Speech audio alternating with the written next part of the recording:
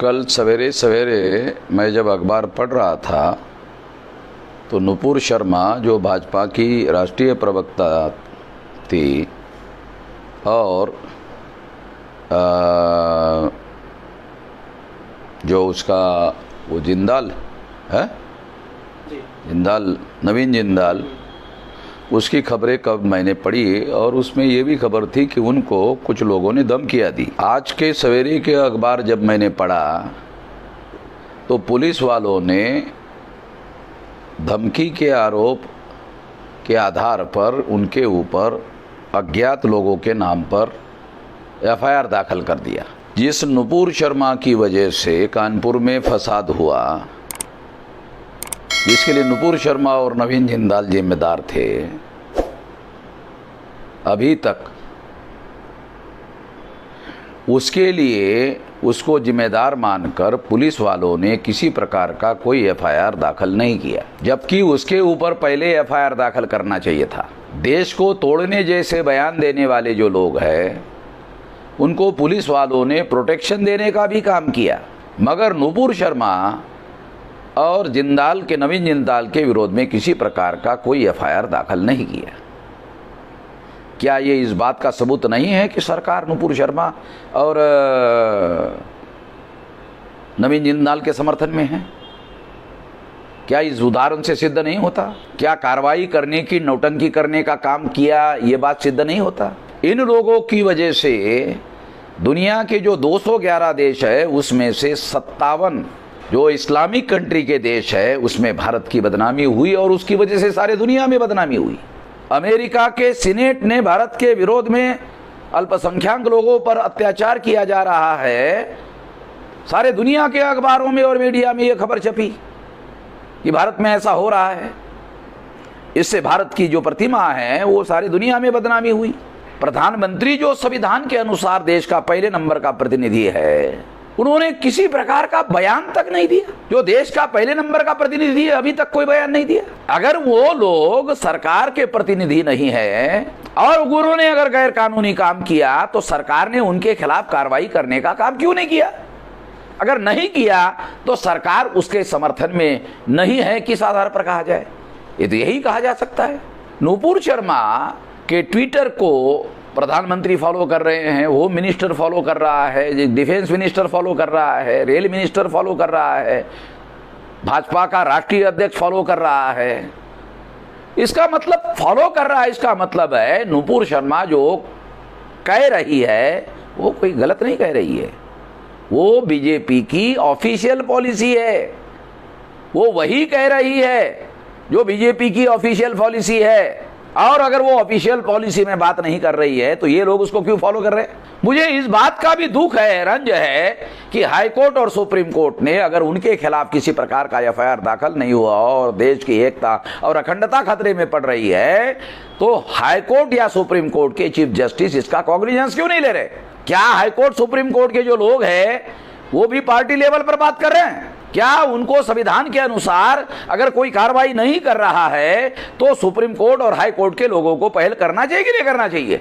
अगर करना चाहिए तो क्यों नहीं किया अभी तक? सेल्फ कॉग्निजेंस लेने का हाई कोर्ट और सुप्रीम कोर्ट को अधिकार है, एक्स्ट्रा ऑर्डिनरी पावर उनके पास संविधान ने दिया है। देश का चीफ जस्टिस कह रहा है कि जुडिशरी के फैसलों के बारे में आजकल फैशन हो गया है प्रोपेगेंडा करने का। ऐसा बयान बार बार चीफ जस्टिस दे रहा है। अगर ऐसा बयान चीफ जस्टिस दे रहे हैं तो चीफ जस्टिस ने इसके बारे में और ऐसे बहुत सारी बातों के बारे में सेल्फ कॉग्निजेंस लेने का काम क्यों नहीं किया? अगर लोग, भारत की प्रजा अगर चीफ जस्टिस के इस व्यवहार के बारे में अगर देख रहे हैं तो इसमें गलत क्या है? मैं दोबारा रिपीट करके बोलता हूं, चीफ जस्टिस वर्मा ने बॉम्बे हाई कोर्ट के जजमेंट के विरोध में धर्म और धर्म के प्रतीकों का इस्तेमाल करते हुए चुनाव लड़ने को भ्रष्टाचार घोषित किया था। उसको जस्टिस वर्मा ने जो चीफ जस्टिस से रद्द किया था, उसकी वजह से सारा का सारा समस्या खड़ी हो गई। क्या जस्टिस रमन चीफ जस्टिस है, इसकी समीक्षा करेंगे? देश हित में, राष्ट्र हित में समीक्षा करेंगे? जो मेरे जैसे सामान्य बुद्धि के आदमी को समझ में आ रहा है, चीफ जस्टिस को समझ में नहीं आ रहा है। क्या रंजन गोगोई ने बाबरी मस्जिद के मुद्दे पर जो मुसलमानों के प्रतिनिधि थे और मुसलमानों के सुप्रीम कोर्ट के बड़े लॉयर थे, उनको पर्याप्त समय दिए बगैर बहस करने नहीं दिया। क्या ये बात सही नहीं है? क्या ये रिकॉर्डेड फैक्ट नहीं है? अगर चीफ जस्टिस रंजन गोगोई पर्याप्त सुनवाई किए बगैर फैसला दे रहे हैं तो किस आधार पर यह फैसला न्यायोचित है? नेचुरल जस्टिस के अनुसार यह फैसला दिया गया है, किस आधार पर कहा जा सकता है? अगर ये लोग कहते हैं तो जस्टिस रमन्ना को क्यों बुरा लग रहा है? बुरा नहीं लगना चाहिए। ईवीएम के बारे में सुप्रीम कोर्ट ने फैसला दिया, मेरे केस में सुप्रीम कोर्ट ने फैसला दिया, पेपर टेल मशीन लगाने का फैसला दिया, रंजन गोगोई ने इसको बदलने का और मैच करने का फैसला दिया। क्या जस्टिस रमन्ना मैच करने से फ्री फेयर एंड ट्रांसपेरेंट हो सकता है, इसको सिद्ध करने के लिए कोशिश करेंगे? किस आधार पर मैच करने से फ्री फेयर एंड ट्रांसपेरेंट हो सकता है? कोई है आधार, कोई तर्क है, कोई तथ्य है? जब बैलेट पेपर हुआ करता था तो रिकाउंटिंग होती थी, तो पेपर टेल मशीन के अंदर जो कागज डाले जाते हैं वोट के, उसकी रिकाउंटिंग करने से ही फ्री फेयर एंड ट्रांसपेरेंट चुनाव हो सकता है। क्या जस्टिस रमन ऐसा करने की कोशिश करेंगे? अगर भारत के प्रजा की तरफ से यह बात अगर उठती है तो वो करेंगे। अगर नहीं करेंगे तो फिर लोग क्रिटिसिज्म नहीं करेंगे तो क्या करेंगे? आप निष्पक्षता से कोई काम कर रहे हैं ऐसा दिखाई तो दे नहीं रहा है, आप केवल बयान दे रहे हो। आपके पास सुप्रीम कोर्ट के चीफ जस्टिस होने की वजह से एक्स्ट्राऑर्डिनरी पावर है, पावर का उपयोग करते हुए आप नहीं दिख रहे हैं, आप केवल बयान दे रहे हैं। आपके पास पावर है, सत्ता है, मगर आप बयान दे रहे हो, एक्शन कहां कर रहे हो? आपसे एक्शन की उम्मीद है, एक्शन कहां कर रहे हो? अगर हम ये उम्मीद करते हैं तो गलत क्या करते हैं? दूसरे लोग अगर जिनकी केंद्र में सरकार है, अगर वो पक्षपाती व्यवहार कर रहे हैं तो सुप्रीम कोर्ट क्या कर रहा है? संविधान की रक्षा करने की जिम्मेदारी किसकी है? आखिरकार संविधान की रक्षा करने की जिम्मेदारी तो सुप्रीम कोर्ट के ऊपर है। इसको ये सारा जो देश भर में धर्म के और धर्म के प्रतीकों के आधार पर जो मामले उठ रहे हैं, ये सारी की सारी बातें जो है जस्टिस वर्मा चीफ जस्टिस के फैसले की वजह से पैदा हुई है, सारी की सारी समस्या।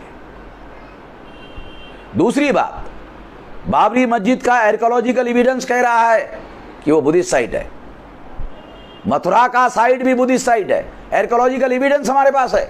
वाराणसी का जो ज्ञानवापी मस्जिद या मंदिर है, ये भी बुद्धिस्ट साइट है, आर्कियोलॉजिकल एविडेंस उसके भी हमारे पास है। और इसलिए मुगलों ने और ब्राह्मणों ने मिलकर उस पर बांट करके मंदिर बनाए, एक साइड में मस्जिद बनाया, एक साइड में मंदिर बनाया। अगर ये मंदिर होता तो ब्राह्मणों के पुरखों ने अपनी आधी जगह मुसलमानों को क्यों दी?